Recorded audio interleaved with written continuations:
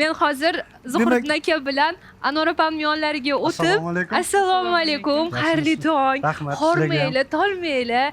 Erta tongda nima tayyorlayapmiz mana shu shiringina oshxonamizda. Hozirgi kunimizda bizada jaziramani ayni payti Aha. o'shanga ham to'yimli, Aha. ham issiqda odamni immunitetini ko'tarib, maza qilib yurish uchun o'shanga sharoitini qilyapmiz. Xudo xolasa mana bu yerda salat bargi, iceberg, barchasi bilan o'zimiz smesalarimiz bor, ya'ni limon Ha. yadralari.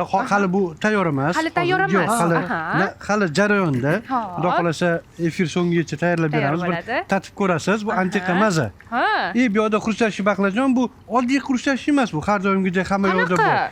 Bunda o'zini maxsus, ya'ni boshqacha usulda tayyorlanyapti. Uni ham mazasini ko'rib, xudo xolasa baho berasizlar. Usul sir a?